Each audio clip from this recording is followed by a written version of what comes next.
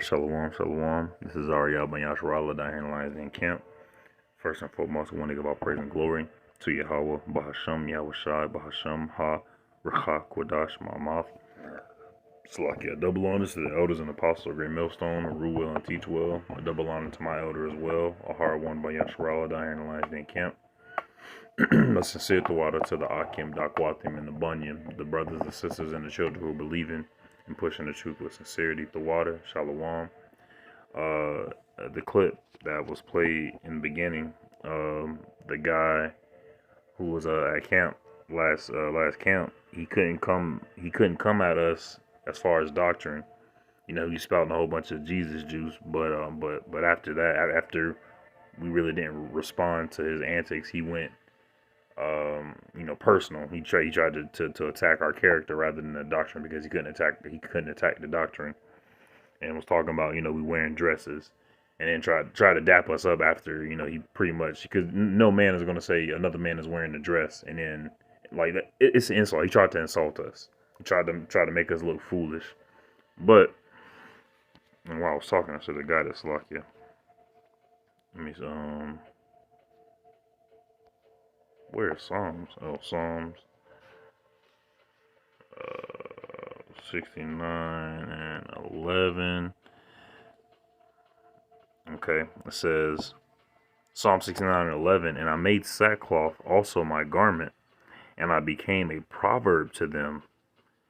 They that sit in the gate speak against me, and I was the song of the drunkard. So right there, or my family, 1, 2, 3, those are 3 scriptures.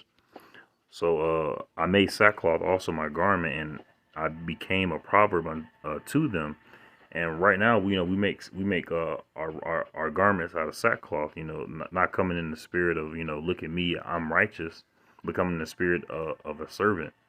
Okay, IUIC, the Nate of IUIC, ISUBK, Yohana, all these other pastors, they don't come in that spirit of making sackcloth their garment. They want to look.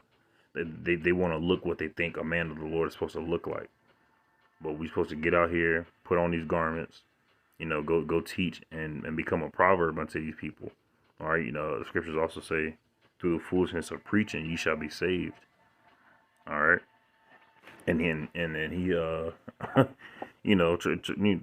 try to well, we might have to go verse 12.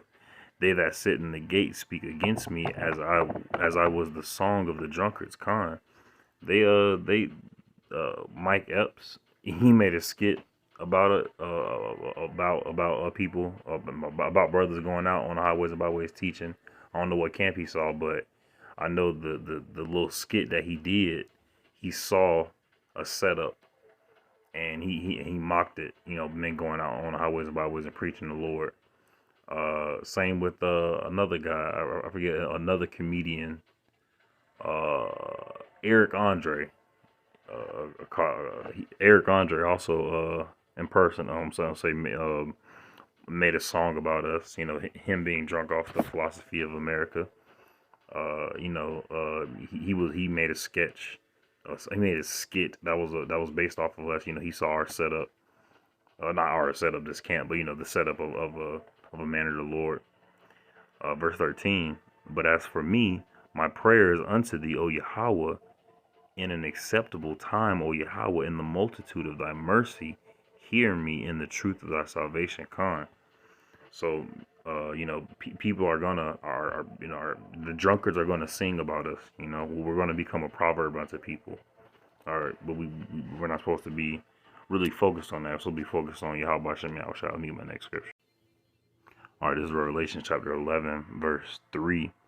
It says, and I will give power unto my 2 witnesses, and the 2 witnesses are the northern and the southern kingdom of Israel that were broken off years ago, but now we're made 2 witnesses, and they shall prophesy 1,203 score days, clothed in sackcloth.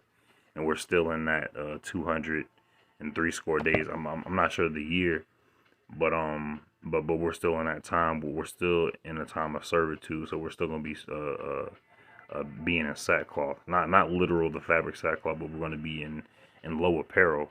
You know, um, we make our garments the way that, and that's also another thing. He said that, and other people say that, and it was, and but they always portray, you know, I don't like saying the name, but Caesar. They always portray him wearing a robe. They always portray him wearing a similar garment to what we have on, but when they see him, they think it's holy. They think it's righteous. All right, but let me get that one. All right, this is the etymology of dress. It says make straight, direct, guide, control, prepare for cooking. From Old French, raise oneself, address, prepare, lift, raise, hoist, set up, arranged. That's why when a person goes, like, gets ready to leave, they got to get dressed. Okay?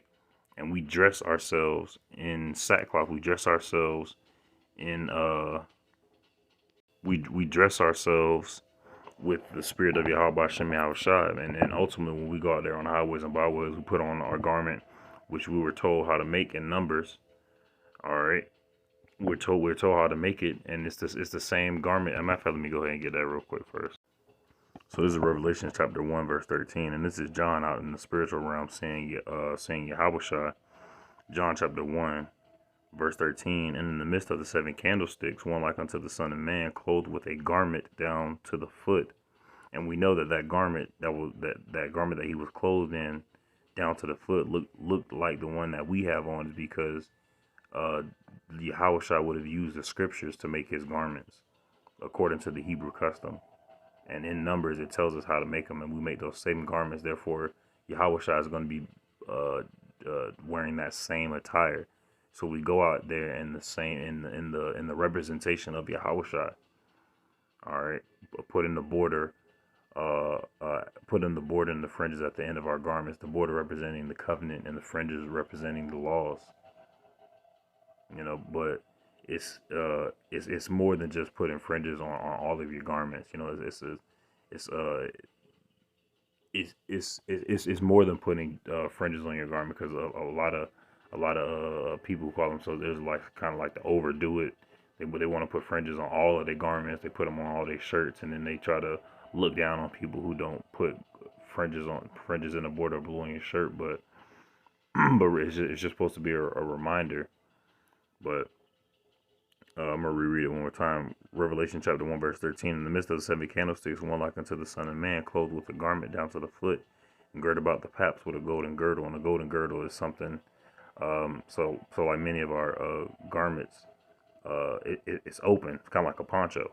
And a girdle is something that will hold the garment from, flying up in the wind type shit.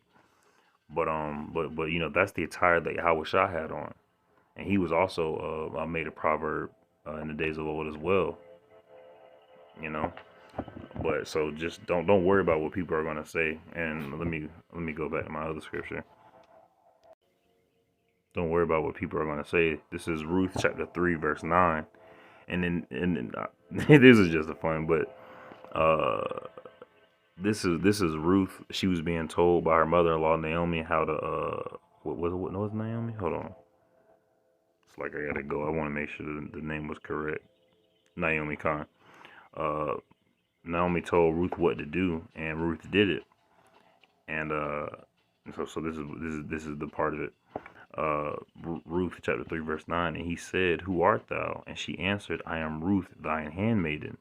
Spread therefore thy skirt over thy handmaid, for thou art a near kinsman."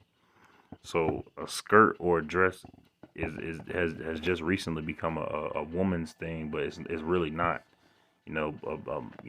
People like to say that to us as an insult to our character. They try to degrade us, but really what they're doing is they're trying to degrade our message, because they can't degrade our message, so they degrade us, and they think that's degrading the message, but it's not.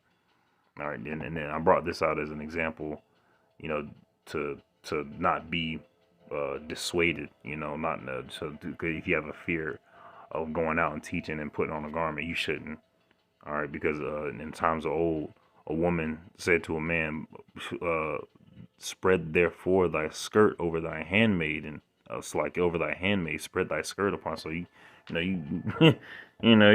get with her, um, but this is just going into that man at camp last camp saying that to us to insult us because he couldn't insult the message, and I made this lesson to give the true meaning of dress, and also to make sure we put on and dress as the elect, do our best to follow the law to the best of our ability. Let me get my next scripture, 28:31. This is Exodus chapter 28:31. Let me highlight chapter 28 verse 31. And thou shalt make the robe of the ephod all of blue. All right, and then this was the priestly garment for the Levites, or for the priests. Um, Verse 32, and there shall be a hole in the top of it.